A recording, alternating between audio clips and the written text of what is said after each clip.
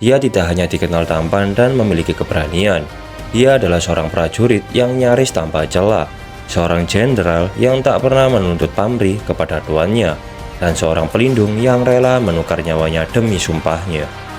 Orang ini bernama Zhou Yun. Mari mulai.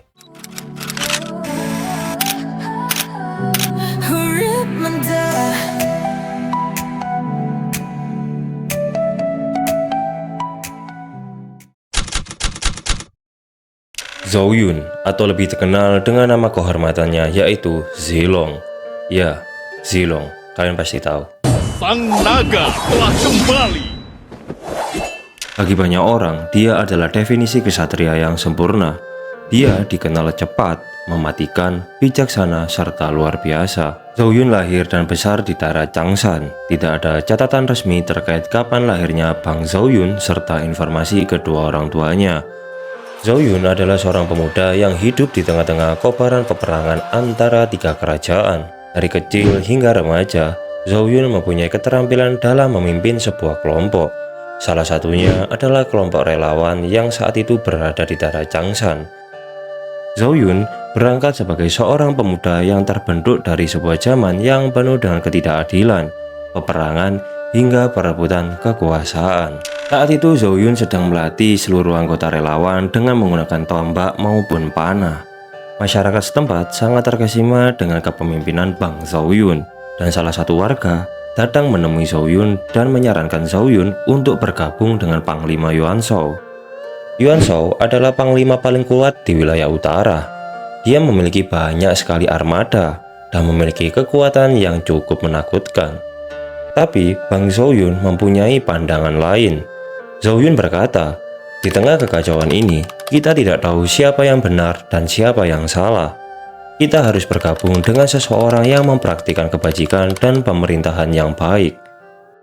Bulan demi bulan, tahun demi tahun, berjalannya waktu, Bang Zhou Yun akhirnya bergabung dengan seorang panglima dari utara bernama Gong Xunzhan, seorang panglima yang pada saat itu bertempur dengan Panglima Yuan Shao.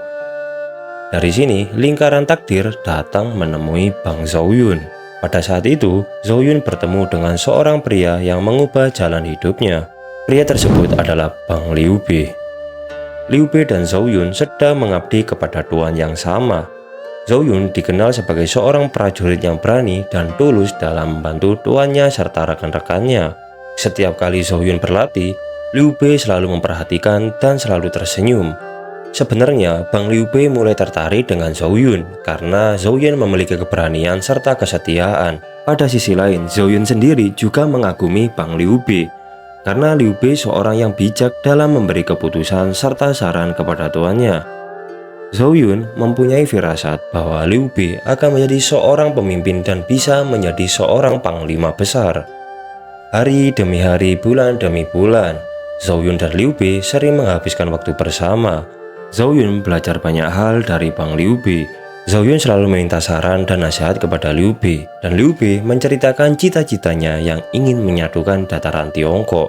Dari momen ini terjalinlah sebuah persahabatan di antara Bang Zhou Yun dengan Bang Liu Bei.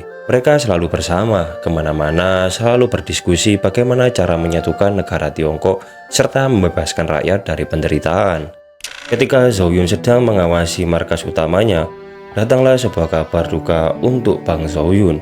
Seorang prajurit menyampaikan kepada Zhou Yun dan memberikan informasi kalau kakak laki-lakinya meninggal dunia. Untuk nama kakaknya dan meninggalnya karena apa, saya tidak mendapatkan informasi dari manapun. Jadi saya mohon maaf. Kita kembali ke Bang Zhou Yun. Zhou Yun memutuskan untuk pulang dan berpamitan kepada Gong Xunzhan dan Bang Liu Bei. Saat berpamitan kepada Liu Bei, Zhou Yun menggenggam tangan Liu Bei dan bilang, "Aku tidak akan melupakan setiap nasihat serta saran yang Anda berikan kepada saya, Tuan Liu Bei." Liu Bei menjawab, "Zhou Yun, ini bukanlah akhir dari persahabatan kita. Aku yakin langit dan bumi akan mempertemukan kita kembali." Bang Liu Bei sendiri mempunyai firasat kalau Zhou Yun akan kembali berada di sisinya. Zhou Yun memberi hormat kepada Liu Bei dan pergi meninggalkannya. Sang calon jenderal akhirnya memutuskan untuk pulang karena musibah menimpa keluarganya. Beberapa tahun berlalu. Pada saat itu, Zhou Yun sedang berkeliling di sebuah kota kecil di wilayah utara yang mulai hancur akibat peperangan. Di tengah keramaian yang kacau, Zhou Yun melihat sosok yang tidak asing. Seorang pria berjubah hijau berjalan di antara rakyat yang kelaparan sembari membagi makanan serta obat-obatan. Pria tersebut adalah Bang Liu Bei, dan Zhou Yun sangat kaget dan segera menemuinya. Waktu seolah-olah berhenti. Hujan turun perlahan, dua sahabat lama dipertemukan oleh takdir. Zhou Yun berjalan mendekat, melepas helmnya dan mendekati Liu Bei. Saat Zhou Yun berada di belakangnya, Zhou Yun berkata, "Tuan Liu Bei, apakah Anda Tuan Liu Bei?" Liu Bei menoleh dan terkejut, kemudian tersenyum haru. "Zhou Yun Zilong, aku tahu takdir akan mempertemukan kita kembali." Zhou Yun dan Liu Bei saling mendekat dan akhirnya saling menggenggam tangan dengan erat. Terjadi obrolan antara Zhou Yun dengan Liu Bei. "Selama aku hidup, aku tidak pernah melupakan hari-hari bersama Anda, Tuan Liu Bei. Di tengah kekacauan ini, hanya kebajikan Anda yang selalu saya ingat." Liu Bei menjawab, "Dunia ini telah berubah, Zhou Yun. Tapi niat dan tujuan kita tetap sama, yaitu menegakkan kebenaran, melindungi rakyat, dan menjaga harapan." Dalam momen ini, Zhou Yun menunduk dengan hormat di hadapan Bang Liu Bei. "Jika Tuan masih berjuang untuk kebajikan, izinkan hamba untuk berjuang di sisi Anda, Tuan Liu Bei," ucap Bang Zhou Yun. Liu Bei menepuk bahu Zhou Yun tersenyum dan bilang, "Bangkitlah Zhou Yun, aku membutuhkanmu, dunia membutuhkanmu." Dan pada hari ini, Bang Zhou Yun kembali mengangkat tombaknya bukan untuk kejayaan abadi, melainkan demi sumpahnya kepada Liu Bei serta masyarakat Shu. Zhou Yun, sang pelindung sejati, kembali ke takdirnya. Sang naga telah kembali.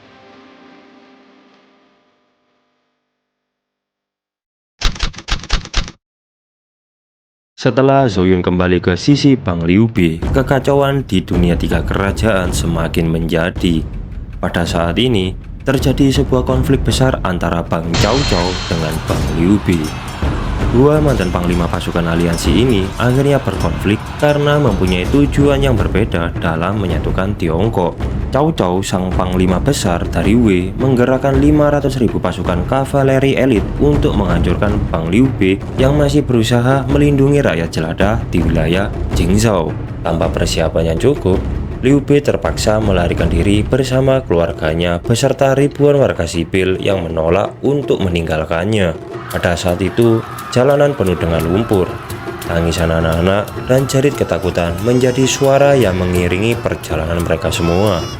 Dalam kekacauan di wilayah Changban, pasukan Cao Cao dengan cepat akhirnya menyusul rombongan Bang Liu Bei. Rombongan Liu Bei tercerai-berai. Di tengah kepanikan, istri Bang Liu Bei beserta bayinya yang bernama Liu Shan terpisah dari rombongan pasukan pengamanan. Saat itu memang keadaan sedang panik. Semua tidak fokus untuk melindungi satu sama lain. Jadi akhirnya mereka berjuang untuk menyelamatkan diri. Dan dari momen ini, Bang Zhou Yun menyadari bahwa istri dan putra tuannya tertinggal. Tanpa pikir panjang, Zhou Yun memutar kudanya kembali ke arah musuh. Pada saat itu, Zhang Fei berada di jembatan perbatasan yang sempat melihat Zhou Yun memutar balik arah kudanya. Zhang Fei berteriak, "Zilong, kau mau kemana? Apakah engkau kabur untuk mengkhianati kakak kita?" Zhou Yun tidak punya waktu untuk menjelaskan. Dia hanya menunjuk ke belakang dan berteriak, "Aku lebih baik mati daripada mengkhianati Tuan Liu Bei." Di tengah kekacauan tersebut, Liu Bei juga menyadari kalau Zhou Yun sedang berbalik arah. Dari kejauhan, Bang Liu Bei mulai berteriak, "Zilong, kamu mau kemana? Di sana banyak sekali pasukan elit Cao Cao yang siap untuk menghabisimu." Zhou Yun membalas teriakan Liu Bei, "Tuanku, hamba akan mencari nyonya dan putra Anda. Bila hamba tidak kembali, anggap saja hamba gugur demi tugas serta kehormatan sebagai prajurit Anda." Ditemani dengan tombak dan keberanian, Zhou Yun bergegas menembus ribuan musuh sendirian tanpa bantuan. Pandangan Zhou Yun hanya berfokus untuk menyelamatkan keluarga tuannya. Di sisi lain, pasukan Cao Cao menyadari ada satu prajurit yang menunggangi kuda datang menuju ke arah mereka. Seluruh prajurit Cao Cao bersiap untuk menyerang dan terjadilah bentrokan antara Bang Zhou Yun dengan ribuan pasukan Cao Cao. Zhou Yun mengamuk layaknya naga putih di tengah hujan badai. Beberapa prajurit Cao Cao berguguran tidak mampu menghadang amukan sang naga dari Changsan. Dari atas kuda, pandangan Zhou Yun menyapu dari kanan dan kiri, mencari di antara tumpukan mayat dan reruntuhan bangunan. Zhou Yun memacu kudanya dengan sangat cepat, hingga pada akhirnya Zhou Yun tiba di sebuah desa kecil yang telah hancur akibat penyerangan dari pasukan Bang Cao Cao. Saat itu, Zhou Yun tiba di dekat sumur yang sudah rusak. Zhou Yun melihat istri Bang Liu Bei. Saat berada di depan istri tuannya, Zhou Yun melihat istri Bang Liu Bei sudah sangat lemah karena mengalami cedera yang cukup parah pada kakinya. Istri Bang Liu Bei menyadari ketenangan Zhou Yun dengan kondisi lemah sembari memegang erat bungkusan kain di pangkuannya. Istri Liu Bei menatap Zhou Yun dan berkata, "Jenderal Zilong, kamu datang." Zhou Yun berteriak, "Nyonya, apakah Anda baik-baik saja? Hamba akan segera membawa Anda."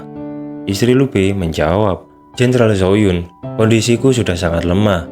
Cepatlah ambil putraku ini dan segera bawa pergi dari sini. Nyonya, hamba akan membawa Anda beserta putra Tuan Liu Bei. Hamba mohon ikutlah bersama." Istri Bang Liu Bei menolak tawaran Bang Zhou Yun sembari menggelengkan kepala. Dalam kondisi lemah serta tatapan yang penuh dengan air mata, istri Bang Liu Bei berkata, "Aku terluka parah, Zilong. Jika kita pergi bersama, kita berdua akan tertangkap oleh pasukan Cao Cao. Aku mohon selamatkanlah Tuan Muda. Ini adalah satu-satunya harapan Tuan Liu Bei. Pergilah, ini perintahku," ungkap istri Bang Liu Bei. Pada saat itu, Zhou Yun sangat ragu. Hatinya hancur, dia tidak ingin meninggalkan istri tuannya. Dalam keraguan tersebut, istri Liu Bei membentak Zhou Yun, "Cepatlah pergi, Jenderal Zhou Yun. Jangan biarkan pengorbananku sia-sia. Aku mohon lindungilah Tuan Muda." Dalam momen ini, Zhou Yun sangat kebingungan. Sebelum Bang Zhou Yun berdebat lagi, istri Bang Liu Bei melepaskan diri menyerahkan putranya dan kemudian menjatuhkan dirinya ke dalam sumur yang paling dalam. Istri Bang Liu Bei mengorbankan dirinya demi keselamatan putranya. Ini adalah salah satu contoh pengorbanan seorang ibu. Kita kembali ke Bang Zhou Yun. Zhou Yun berteriak namun semuanya sudah terlambat. Dengan hati yang berat, Zhou Yun menghancurkan dinding di dekatnya untuk menutupi sumur agar tubuh sang nyonya tidak dinodai. Zhou Yun menoleh ke belakang mengambil bungkusan tersebut. Di dalamnya bayi Liu Shan tertidur lelap. Zhou Yun membuka baju zirahnya, mengikat erat sang bayi ke dadanya dan menutupnya kembali. Zhou Yun sempat melihat bayi Liu Shan dan berkata, "Tuan Muda, hamba tidak akan mengecewakan Anda dan tidak akan menyia-nyiakan pengorbanan ibu Anda." Zhou Yun kembali ke atas kudanya bersamaan dengan bayi Liu Shan. Di saat yang sama, pasukan Cao Cao mulai mengepungnya. Kali ini bukan lagi misi pencarian, melainkan misi pelarian. Zhou Yun menyerbu ke depan. Tombaknya berkelebat menembus barisan musuh yang jumlahnya begitu banyak. Zhou Yun bertarung sendirian melawan ribuan tentara. Dia menebas jenderal musuh, menghancurkan formasi, serta terus bergerak maju. Percikan darah membasahi baju zirahnya. Zhou Yun tidak berhenti sambil memegang erat bayi Liu Bei. Dari atas bukit, Cao Cao menyaksikan pertempuran Zhou Yun. Cao Cao bertanya kepada prajuritnya, "Siapakah jenderal pemberani itu? Sendirian melawan ratusan prajuritku." Seorang prajurit di samping Cao Cao bilang, "Dia adalah Zhou Yun Zilong, Tuan Cao Cao. Dia adalah jenderal kesayangan milik Bang Liu Bei." Cao Cao terkesima dengan keberanian Zhou Yun. Cao Cao memberi perintah kepada pasukannya dan berkata, "Seorang pejuang seperti itu, aku menginginkannya hidup-hidup. Perintahkan pasukan, tangkap dia, jangan bunuh dia dengan panah." Perintah Bang Cao Cao ini merupakan kunci keselamatan dari Zhou Yun beserta bayi Liu Shan. Pasukan kerajaan Wei milik Bang Cao Cao ragu untuk menggunakan senjata panah. Dengan begini, Bang Zhou Yun bisa menemukan celah untuk terus menerobos maju melewati pasukan Cao Cao. Zhou Yun terus menggenggam erat bayi Liu Shan bersamaan dengan menyerang pasukan Cao Cao yang begitu banyak. Banyak sekali prajurit Cao Cao yang berguguran akibat serangan dari Zhou Yun. dimulai dari menebas 2 panji besar dan membunuh lebih dari 50 perwira milik Bang Cao Cao, Zhou Yun akhirnya berhasil menembus barisan terakhir dan berlari menuju jembatan Changban, tempat Zhang Fei menunggunya. Zhou Yun tiba di jembatan Changban disaksikan banyak sekali prajurit. Semua mata tertuju pada Jenderal Zhou Yun. Zhou Yun turun dari kuda dan berjalan menuju tuannya. Liu Bei melihat Zhou Yun dari kejauhan dan sontak dia membeku melihat jenderalnya berjalan menghampirinya dengan keadaan penuh luka, kehabisan tenaga, serta berlumuran darah. Dan saat itu, Zhou Yun sudah tiba di hadapan Bang Liu Bei. Dalam momen ini, Zhou Yun bersujud kemudian menyerahkan bayi Liu Bei. Zhou Yun berkata di hadapan Liu Bei, "Tuanku, maafkan aku, hamba tidak bisa menyelamatkan Nyonya. Nyonya mengorbankan dirinya demi keselamatan putra Anda beserta saya. Saya sangat malu, Tuan. Saya hanya bisa menyelamatkan Tuan muda." Liu Bei menggendong putranya sembari menjawab pernyataan dari Zhou Yun. "Zhou Yun, kamu mengorbankan dirimu sendiri demi menolong garis keturunanku. Aku mengkhawatirkanmu, Zilong. Kamu adalah jenderalku yang terakhir. Kebaikanmu serta kesetiaanmu tidak akan pernah aku lupakan." Zhou Yun menjawab pujian dari Liu Bei. "Tuanku, hamba tidak pantas mendapatkan pujian darimu. Saya hanya menjalankan tugas saya sebagai bawahan Anda, Tuan." Pada saat itu, bumi dan langit menyetujui adegan epik ini. Dengan kondisi penuh luka beserta tombak di tangannya, Zhou Yun mendapatkan kehormatan sebagai seorang jenderal yang tidak tergoyahkan kesetiaannya. Semua prajurit Liu Bei beserta rakyat Shu memberi hormat kepada Jenderal Zhou Yun. Dampak dari kejadian tersebut membuat nama Zhou Yun berubah menjadi legenda dan tersebar di seluruh dataran negeri Tiongkok. Pertempuran Changban menjadi titik balik bagi kehidupan Bang Zhou Yun. Kisah keberaniannya dalam menyelamatkan Liu Shan seorang diri menggempur pasukan Cao Cao tanpa didampingi bantuan melegenda dan diceritakan dari mulut ke mulut dan terdengar sampai di seluruh provinsi Tiongkok kuno. Di sisi lain, Bang Zilong ini tidak peduli dengan cerita-cerita tersebut. Zhou Yun tidak pernah menganggap itu sebagai sifat kepahlawanan. Bagi Zhou Yun, itu adalah tugas dan kewajiban seorang bawahan kepada tuannya. Setelah pertempuran Changban, kerajaan Shu perlahan tumbuh semakin baik di bawah kepemimpinan Bang Liu Bei. Dan pada saat itu, Bang Liu Bei didampingi oleh sang penasehat bijak bernama Zhuge Liang. Kita kembali ke Bang Zhou Yun. Zhou Yun tidak hanya dikenal sebagai jenderal perang, namun juga sebagai pelindung yang berhati tenang. Dan sebagai pengingat kebijaksanaan di antara kerasnya medan pertempuran, ada salah satu kisah yang cukup menarik. Pada saat itu, seluruh jenderal Shu sedang menjalankan rapat militer. Di dalam aula kerajaan, terjadilah rapat antara para jenderal terkait bagaimana memperluas wilayah kekuasaan kerajaan Shu dan penataan administrasi kerajaan. Di saat para jenderal membahas keuntungan, Bang Zhou Yun ini mengingatkan Liu Bei beserta para jenderal yang lainnya. Di dalam suasana rapat, Zhou Yun berkata tenang tapi dengan ketegasan. Kemenangan sejati bukan hanya untuk menundukkan musuh dan mengambil keuntungan, akan tetapi menjaga agar rakyat tidak menjadi korban keserakahan kita sendiri. Ucapan Zhou Yun yang sederhana itu membuat seluruh pasukan dan para jenderal terdiam. Bahkan sang penasihat Zhuge Liang pernah berkata, "Jika seluruh dunia memiliki 10 orang seperti Zhou Yun, maka perdamaian sudah lama tercapai," ungkap Bang Zhuge Liang. Salah satu pertempuran yang cukup menarik yaitu berada di wilayah Hanzhong.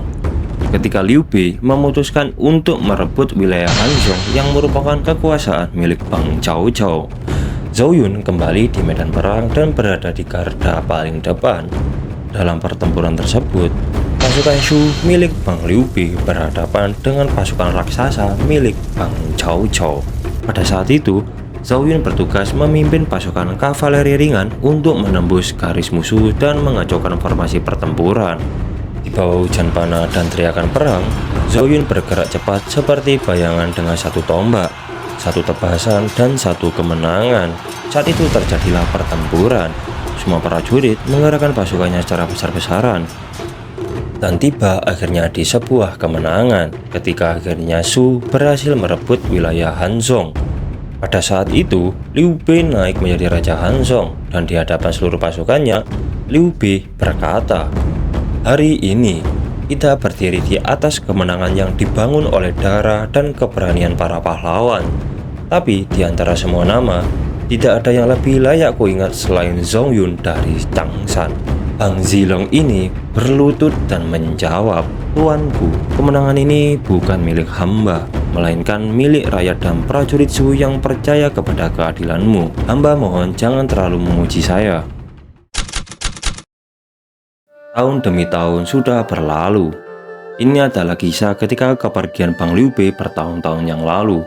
Setelah kekalahan tragis Liu Bei di wilayah Yiling akibat melawan pasukan Sun Quan. Nah, kalau kalian misalnya penasaran, tonton video sebelumnya ya. Bagaimana Bang Liu Bei bisa kalah. Kita kembali ke Bang Zhou Yun. Saat itu suasana kerajaan berubah menjadi muram.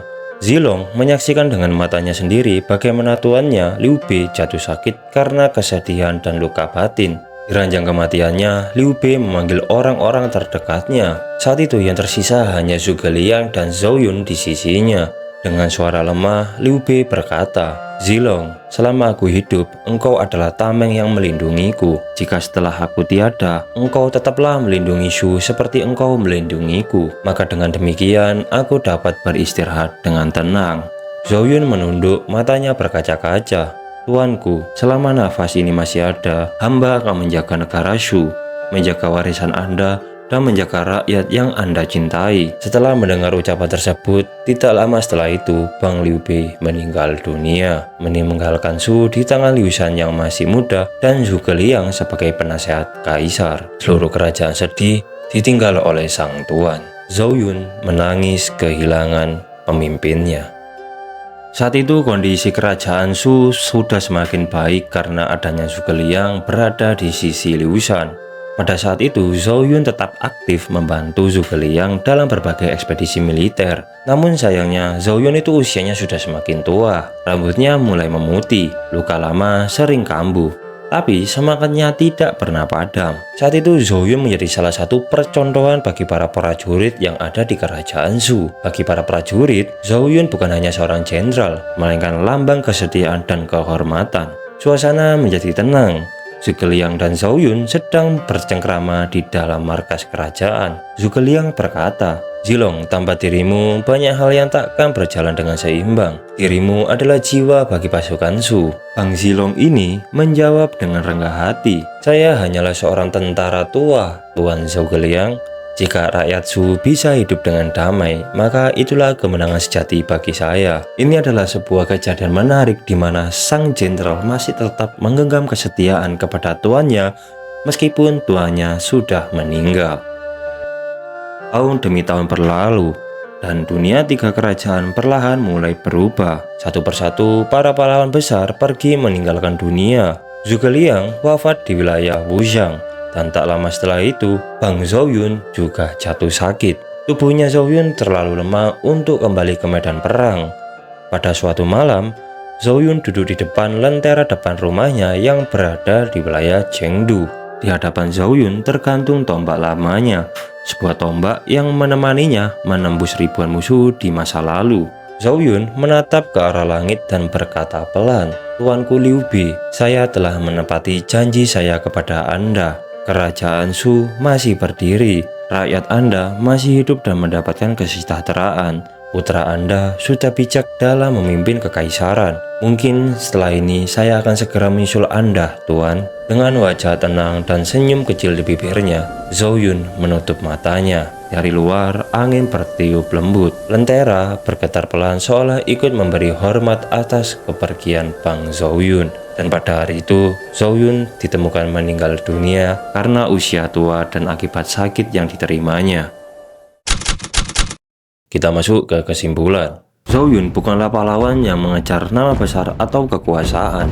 Dia hanyalah seorang prajurit yang menepati janji dan hidup sesuai dengan nilai yang diyakininya, yaitu kesetiaan, kehormatan, serta kebajikan. Dalam dunia yang dipenuhi dengan pengkhianatan serta ambisi, Bang Zhou Yun berdiri tegak sebagai sosok langka. seorang kesatria yang tidak tergoda oleh jabatan dan tidak hancur oleh kekuasaan. Dari medan perang Changban hingga akhir hayatnya di kerajaan Shu, setiap langkah Zhou Yun, sang naga putih dari Changshan, mencerminkan satu hal yang berharga. Beranian sejati bukanlah menaklukkan musuh dari luar, melainkan mengalahkan ketakutan dan keraguan dalam diri sendiri. Zhou Yun adalah bukti kesetiaan tidak hanya disumpahkan melalui kata-kata semata, melainkan harus dibuktikan dengan sebuah tekad dan tindakan yang nyata. Like video ini jika kalian suka, subscribe channel ini untuk menemani waktu luang kalian. Saya Adam Huribmada, signing out. Terima kasih.